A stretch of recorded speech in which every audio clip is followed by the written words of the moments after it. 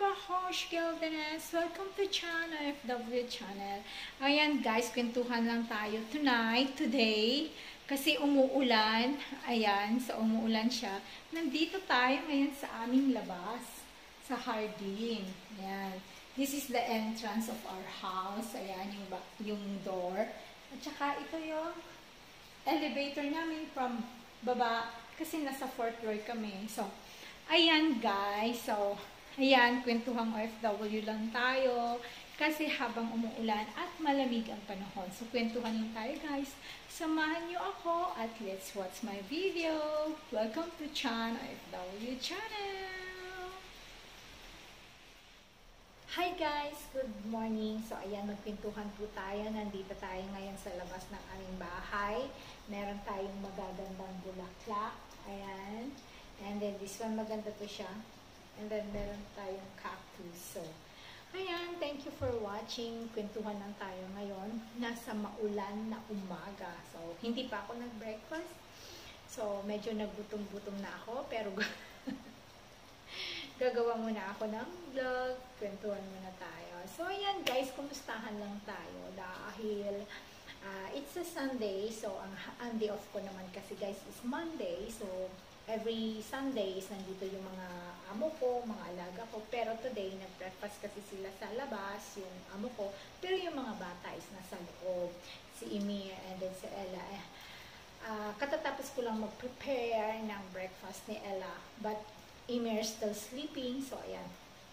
So, habang umuulan at malamig na guys, winter is coming. So, medyo malamig na siya. Pero still, naka-ano pa rin ako. Sleeveless and then naka-short. Ayan. Joke. Ayan. Naka-short pa rin tayo. So, ayan. Kumustahan lang tayo. Shout out tayo sa ating mga kababayang OFW sa anong panig tayo ng mundo. Shout out sa mga kababayan natin at sa mga pamangkin ko at ate ko at kuya ko sa Canada. Ayan. Shout out sa inyong lahat.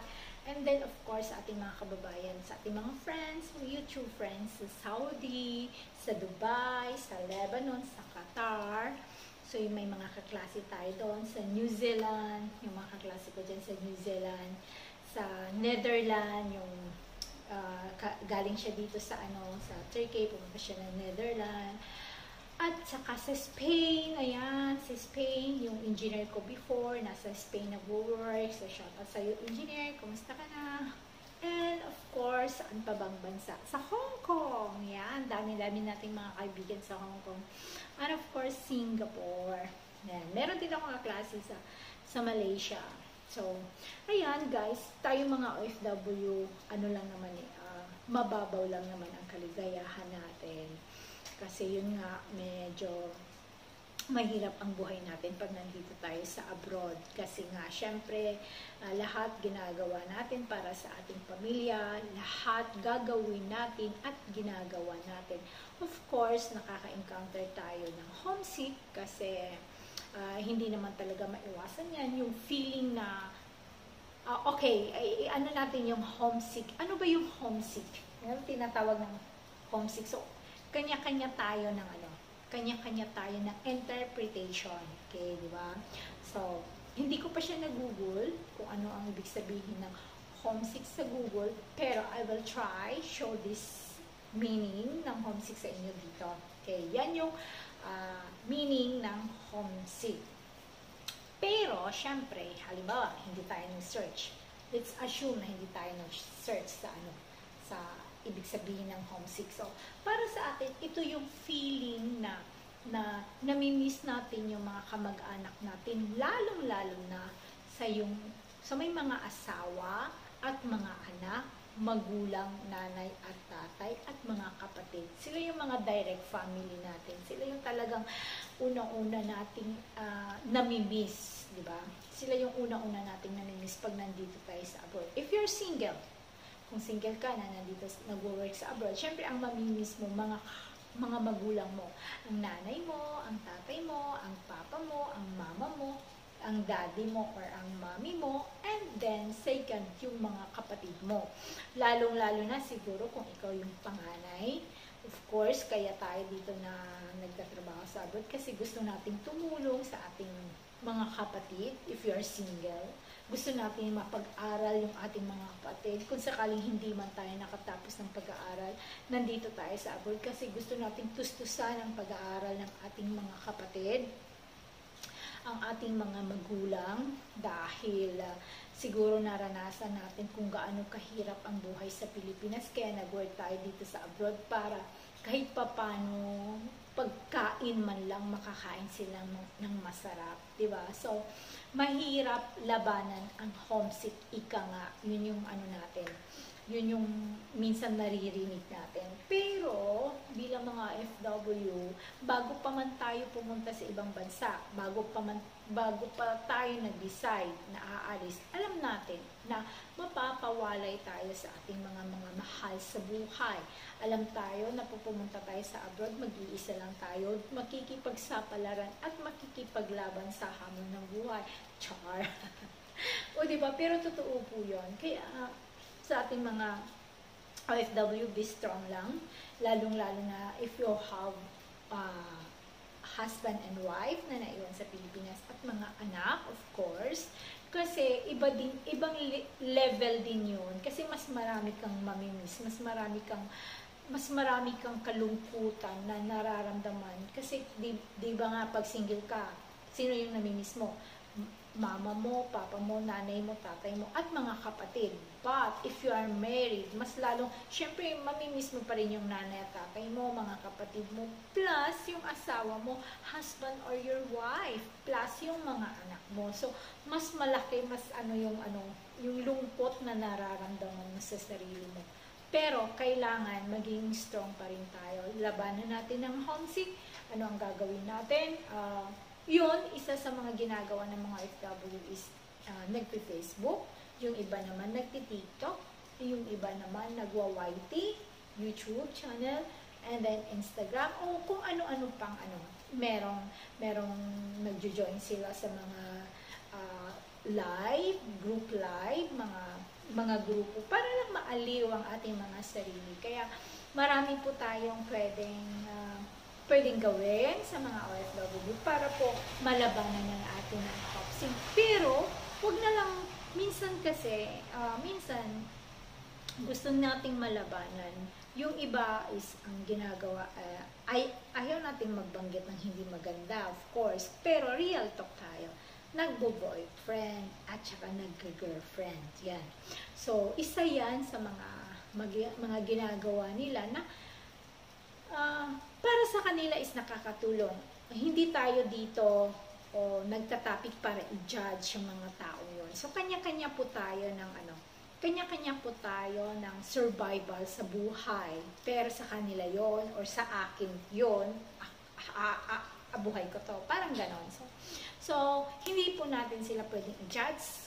Kung sa tingin mo hindi maganda yung ginagawa nila, just respect, or if that person na sa tingin mo hindi gumagawa, kung malapit yan sa'yo, kaibigan mo, kapatid mo, kamag-anak mo, pinsan mo, or husband mo, or wife mo, just pray, di ba? Pray, idasal mo na lang siya na sana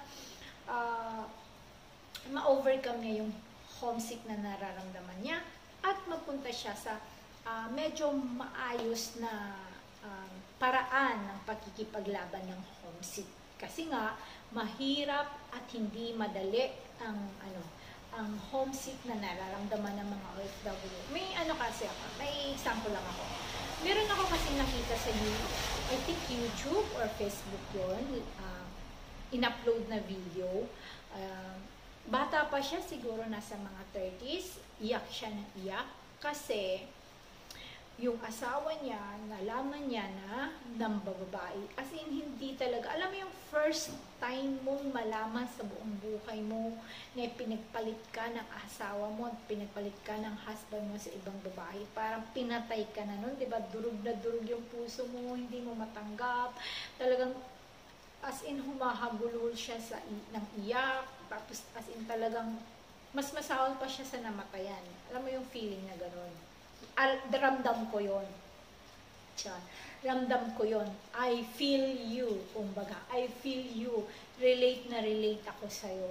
Na relate ako sa kanya. Kasi naranasan ko po yun. So, yun, nang nakita ko yung video, parang nag-refresh sa akin. Nag-refresh sa aala-ala ko. Nung time na na-experience ko yung problema na yun, ramdam na ramdam ko na alam ko kung gaano kasakit. Pero ngayon, pinagtatawanan ko na lang, why? Bakit? Kasi na-overcome ko na yon. Yung sakit na yon, na-overcome ko na. Yung experience na yon is na-overcome ko na. So, hindi naman sa, tawag doon, magmamalaki ako or ano, hindi naman po ganon.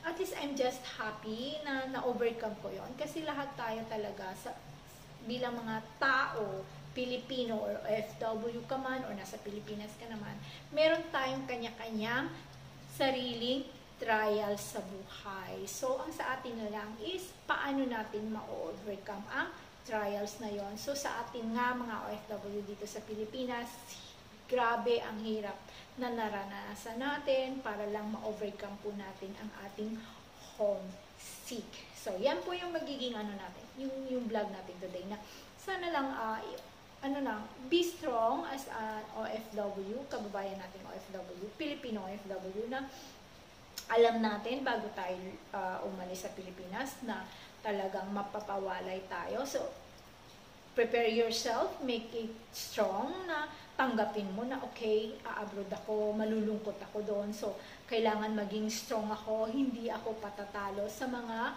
pagsubok at kalungkutan sa buhay. Yun po. Okay, so sa lahat ng mga OFW, be strong. Alam natin na pag mawalay tayo sa ating pamilya, mararanasan natin ang kalungkutan, mga trials sa buhay, at lalong-lalo na kung yung magiging amo natin is hindi maganda, anuhin tayo, aagrabyaduhin tayo. Sorry for the bulol. Tsaka, yun, be strong lang. Basta i-pray lang natin na sana magiging maganda lang yung relationship natin sa amo. At kapag hindi naman naging maganda, huwag ka na magdalawang isip. Lumipat ka na, umalis ka na, tumawag ka na sa agency mo, humingi ka ng tulong, na ma'am, sir, hindi po naging maganda yung treatment ng amo ko sa akin, kailangan ko pong lumipat, or kailangan ko pang umalis. Yun.